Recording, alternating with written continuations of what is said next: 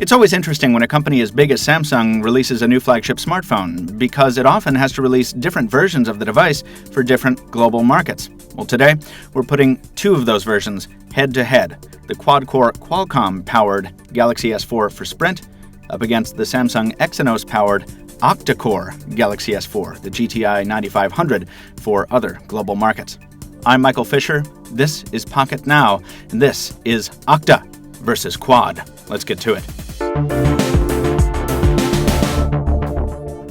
Okay, so as we learned in our Octa unboxing video, there are almost no aesthetic differences between these devices, save for some branding down low on the battery door. Almost all the changes between the SPH L720 for Sprint and the GTI 9500 are under the hood, and the changes are significant.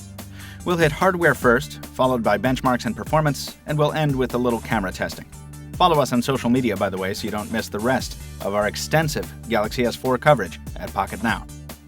Sprint's device is powered by a Qualcomm Snapdragon 600, a quad-core processor running at 1.9 GHz. The i9500 takes its processing power from an Exynos 5 Octa CPU, which is actually two quad-core clusters, a big 1.6 GHz Cortex-A15 and a little 1.2 GHz Cortex-A7 working together.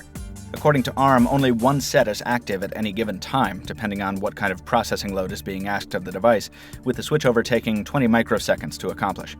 The CPU emulates a single quad-core processor to Android and its apps, and that becomes evident in certain benchmarking applications, which you'll see in a second. The different CPUs also mean different GPUs as well, with the Octa carrying a PowerVR SGX 544 MP3 unit, while the American variant offers an Adreno 320 from Qualcomm. Both devices carry 2 gigs of RAM and the usual 16, 32, or 64 gigs of onboard storage, upgradable via microSD to an additional 64 gigs. From a forward-looking perspective, these are both very capable and cool platforms, but some speculate that the Snapdragon variants will see a larger share of developer attention, or at least will detract from the attention given to the Exynos version because all US variants feature the Snapdragon. That's speculation, but it's something that's important to consider if your app or game tastes are exotic or cutting edge, and you're planning on investing in either of these devices for the long haul. US buyers will face an important choice when selecting between these devices in the form of LTE. While the Exynos 5 Octa CPU itself does support all LTE bands, the GTI 9500 device, as produced, does not. There's no official support for LTE in this model, so any American wanting to take advantage of LTE had better go with one of the US carrier variants. There is HSPA Plus, of course, in the 9500 for those in markets with a strong AT&T presence. In terms of synthetic benchmarks, the difference in CPU power between these devices is easily seen. The Octa outscores the Snapdragon in every metric in our benchmark battery, with the exception of the new 3D Mark gaming test. We ran the test multiple times just to be sure, but the Snapdragon-powered unit outperformed the GTI 9500 both times. Whether that's a result of Crate versus Cortex or the different GPUs, we won't go into, but it was interesting to see the Qualcomm-powered American variant outpacing its Exynos sibling in this one benchmark. In terms of software performance, the benchmark differences don't equate to much variance in responsiveness. We were slightly disappointed in the occasional lag or stutter we saw in our Sprint unit in our full review, but those rare hiccups were solved by and large by turning off some of Samsung's new processor-intensive features. Both of these devices are quite responsive as long as you're not running the entire feature set that Samsung has added. And of course, you're not going to get as much carrier bloat with the international unlocked i9500, but Samsung has provided S-Health and the other S apps, which we've covered in other videos at Pocket Now. App launch times were very close for low-impact apps like Twitter and Facebook, with the American version lagging by fractions of a second behind the i9500 and apps like the camera and browser. Samsung's dialer is the classic style on the international version, not the whitewashed easy mode lookalike on the Sprint variant, but it comes up just as quickly. Performance on web pages is substantially identical as well, with text zoom and re-render about as quick as you could ask for on each. Netflix movies loaded in less than 3 seconds on each with a fast Wi-Fi connection. Games like Temple Run, Angry Birds Star Wars, and Riptide GP ran identically in our testing on each, but the flight simulator Sky Defenders ran with significantly more jumpiness and stuttering on our American device. The bottom line for gaming seems to be that most popular titles will play comparably on each device, but certain high-demand niche games may run differently. Many folks are anxious to learn how well the Octa S4 does against the Snapdragon S4 in terms of battery life. Well, each device offers a 2600 mAh power pack, but how do the radically different processor architectures affect power consumption? Well, in terms of static testing, the Antutu battery tester sees a winner in the Octa core variant. The GTI 9500 scored a 503 in the stress test, while the SPH L720 Sprint variant scored a 470. We wanted to test these results under real-world conditions, though, so we brought the two devices out side by side for a 2-hour-long reality test. We matched up settings, installed apps, display brightness, even home screens and wallpapers as best we could, and turned LTE off on our Sprint device to keep each device on as equal a footing as possible. We left Wi-Fi enabled, though, so we could hop on and off our home network, and both units started at 100% charge.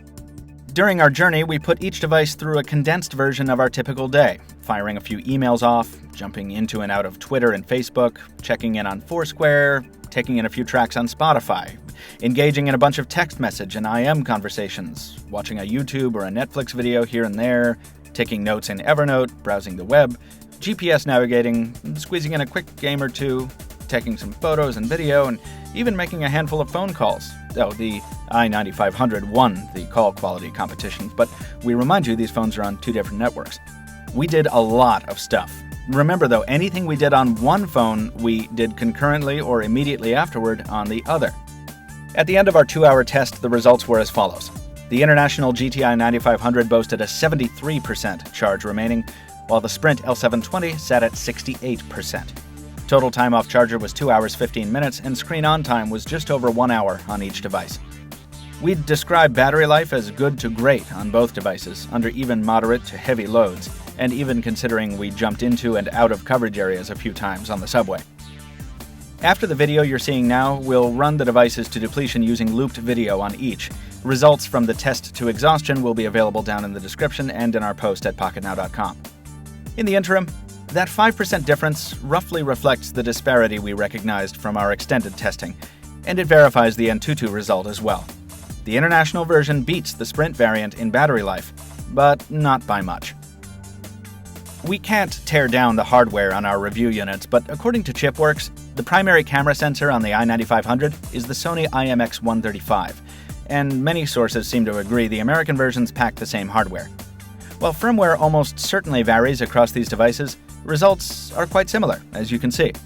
The only difference we could discern was a greener tint on the i9500 in our low-light test, but otherwise results looked identical to us, even in video.